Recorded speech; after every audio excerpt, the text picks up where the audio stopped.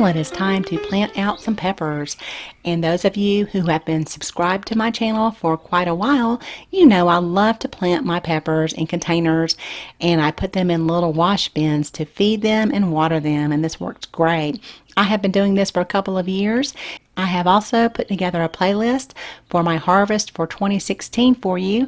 I'll leave a little card up here for you if you'd like to check it out. You can kind of skim through it and look at the different kind of chilies and peppers that I grow and the results that I have using this method. I also grow very large peppers. You can use it for any size peppers.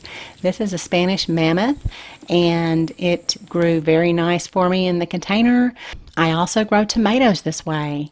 Here's an example of a tomato plant that I grew in just a 3-gallon container, and I put it in a bin so that I could feed it plant food and water.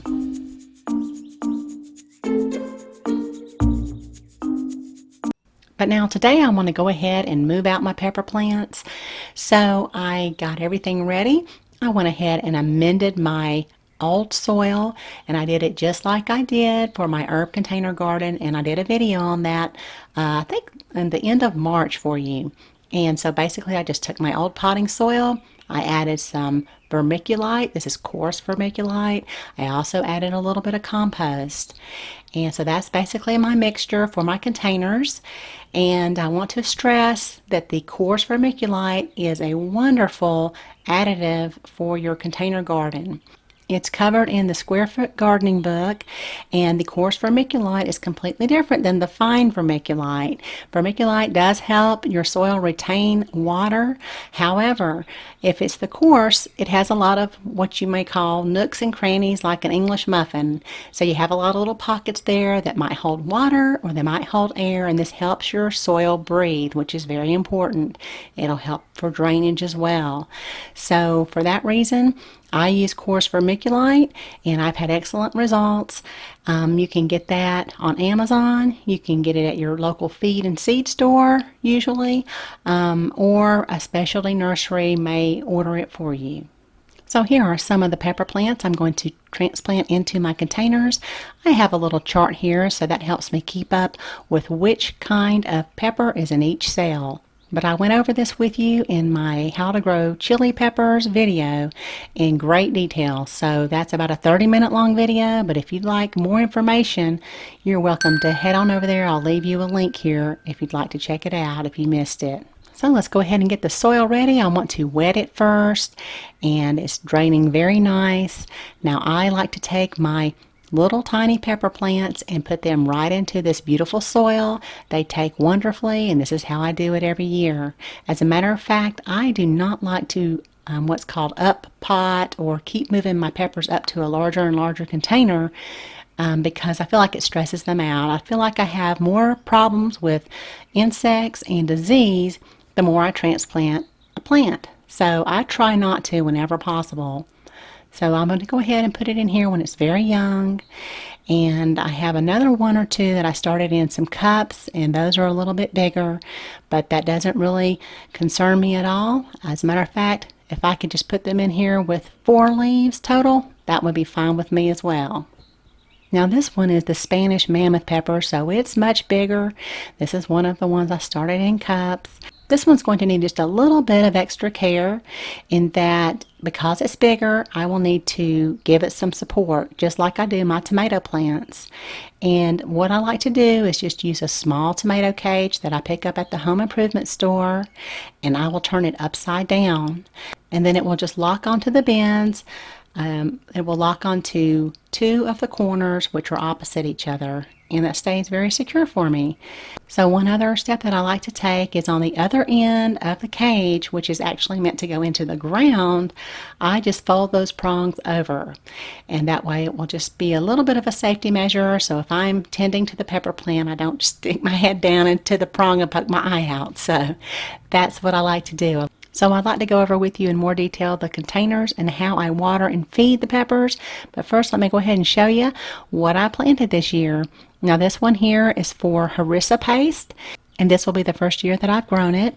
And then I have something called lemon drop. So I haven't grown this before either, but I'm starting to make a lot of gold hot sauces. This pepper here, you use that to make mole sauce. So that's what I'll do with that one. And then of course the Spanish Mammoth that you saw me harvesting at the beginning of the video, and a golden Cayenne which I grew last year, and a heatless habanero. I thought it might be neat to have a lot of the habanero flavor without all the heat, and then I can adjust the heat when I make my hot sauce with some of the other habaneros that I'm growing. This is just a small little French pepper, great for stuffing, or I also use it as a filler for my hot sauces. And then this one is a sweet bell pepper. It's a red pepper, and it is a wonderful producer. And then the Thai yellow, which I grow every year. So now let's take a look at the container. I think this little design on the container has really made a difference for me in being able to grow peppers in a little water bin. It's very easy because the containers have a lot of drainage holes. These are made for commercial use, and I just really enjoyed using them. Now, when I first ordered them about 5 years ago, I had to order about 30 of them because that's the least quantity that I could order. But I've been very pleased with them. I've used them pretty much most of the year. I bring them indoors in the winter for just a little bit, but they have been exposed to the sun and all the weather, and they've held up beautifully. They're plastic. There's been no cracking. So when I was cleaning up the herb container garden in March, I realized on the bottom there was a patent number, so that's actually a patented design.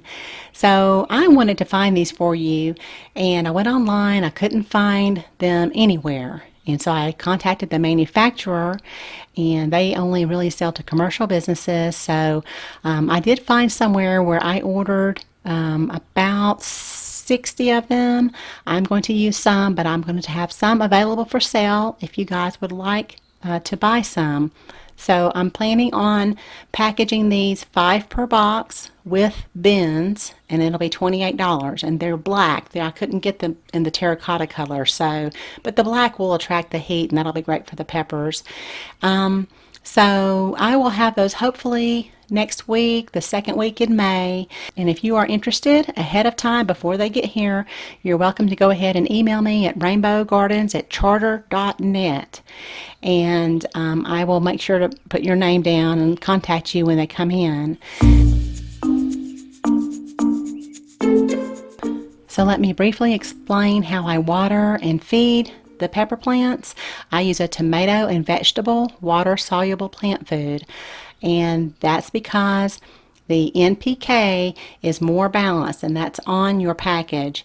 The only thing you really need to know is that with the vegetable plant food, the NPK is more balanced, and so you don't get a lot of nitrogen. And whenever you are growing something that's going to fruit, you need to make sure that it doesn't just put a lot of energy into growing leaves, okay?